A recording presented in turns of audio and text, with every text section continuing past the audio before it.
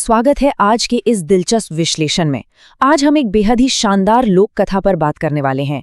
एक ऐसी कहानी जो कर्ज, चालाकी और कर्म के उस अटल नियम के इर्द गिर्द घूमती है जिससे कोई बच नहीं सकता।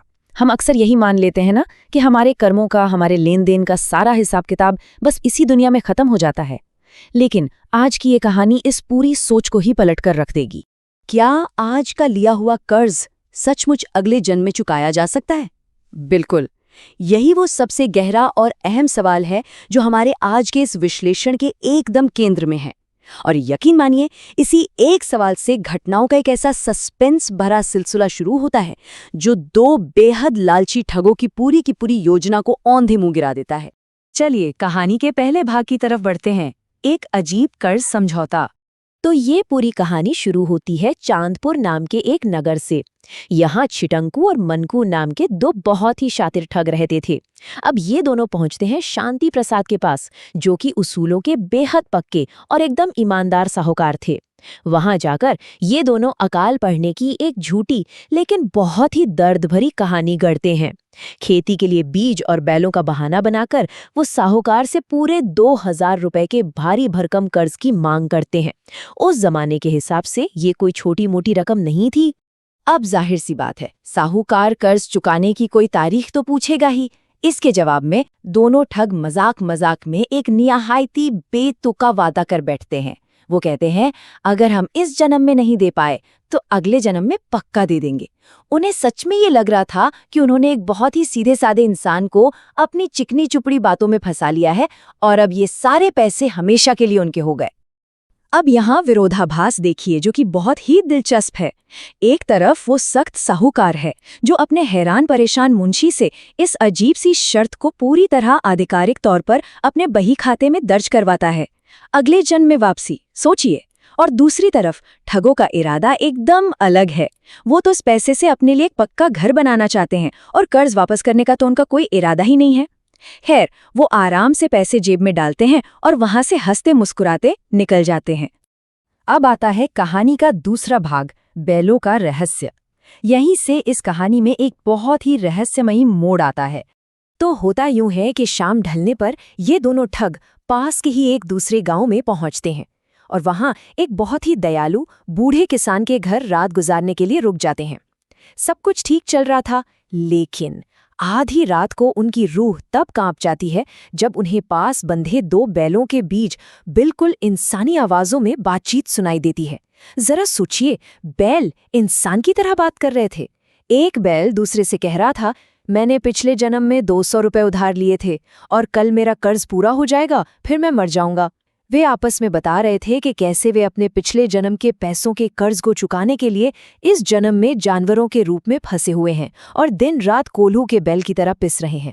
और अगली ही सुबह रात की वो खौफनाक बातचीत अक्षरशः सच साबित होती है। भोर होते ही पहला बैल, जैसा कि उसने कहा था, अपना 200 रुपए का कर्ज पूरा करके अचानक मर जाता है। फिर सुबह सुबह रघु नाम का एक आदमी वहां आता है और किसान से अपने 500 रुपए मांगने लगता है। और दोपहर होते होते जब उसे पैसे नहीं मिलते तो वो जबरदस्ती दूसरे बैल को डंडे मारते हुए अपने साथ हाँक ले जाता है, ठीक वैसे ही जैसे उस दूसरे बैल ने रात को भविष्यवाणी की थी। कर्मों का ये हिसाब किताब कितनी क्रूर सच्चाई है ना? इस पूरी घटना ने उन दोनों ठगों को अंदर तक झकझोर कर रख दिया। ये उनके भीतर आए एक बहुत बड़े मानसिक बदलाव को दिखाता है।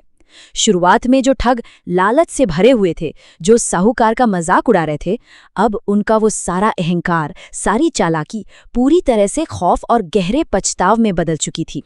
उन्हें ये भयानक सच्चाई समझ आ गई थी कि अगर उन्होंने उस साहूकार का कर्ज नहीं चुकाया तो अगले जन्म में गधा बनकर उन्हें ये कर्ज चुकाना ही पड़ेगा। आइए अब तीसरे भाग की ओर बढ़ते हैं, कर्ज अदायगी की दुविधा।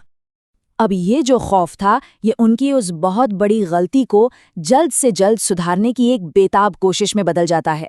वे दोनों बुरी तरह घबराए हुए उल्टे पैर सीधे चांदपुर लौटते हैं।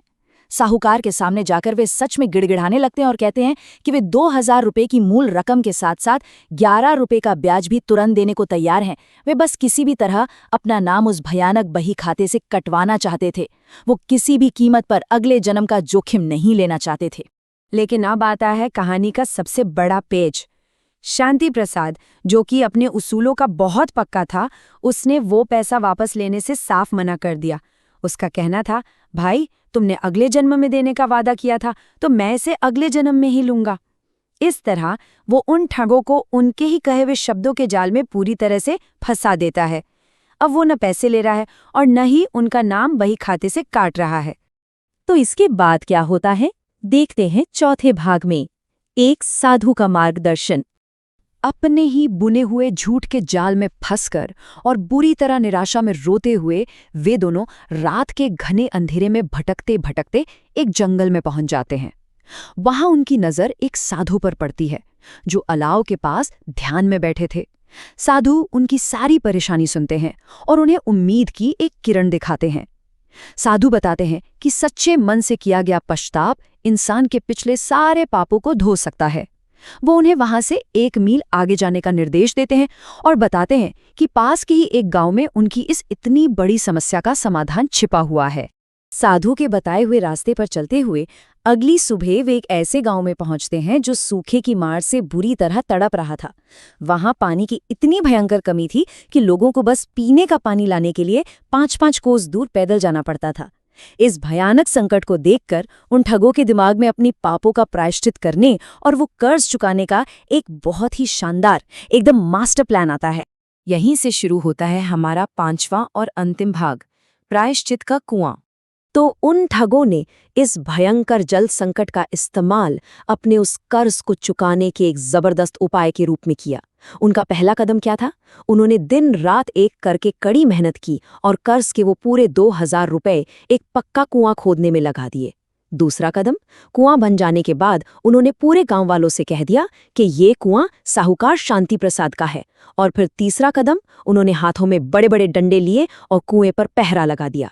उन्होंने प्यासे गांव वालों को तब तक पानी लेने से रोक दिया जब तक कि वे खुद साहूकार के पास जाकर उससे पानी लेने की अनुमति न ले आएं। ये सच में एक अविश्वसनीय और बिल्कुल अचूक नैतिक जाल था। जरा सोचिए, अगर उसूलों का पक्का वो साहूकार कुएं को अपना मानने से इनकार कर देता है, तो बिना पानी के तड़प तड़प कर मरने वाले उन बेगुनाह गांव वालों की मौत का भारी पाप सीधे उसके सिर पर आ जाएगा। और वहीं दूसरी तरफ, अगर वो गांव वालों की जान बचाने के लिए कुएं को अपना मान लेता है, तो ठगों का वो कर्ज अपने आप उसी वक्त चुकता हो जाएगा। ये पूरी स्थिति देखकर साहूकार शांति प्रसाद को समझ आ गया कि उसे एक नेक काम के लिए पूरी तरह से मात दे दी गई है, और वो खुशी खुशी अपनी ये हार मान लेता है। वो कहता है, तुम दोनों चालाक इंसान जीत गए और मैं हार गया। आज से इस कुएं को मैं अपना मानता हूं और तुम्हें तुम्हारे कर्ज से हमेशा के लिए मुक्त करता हूं।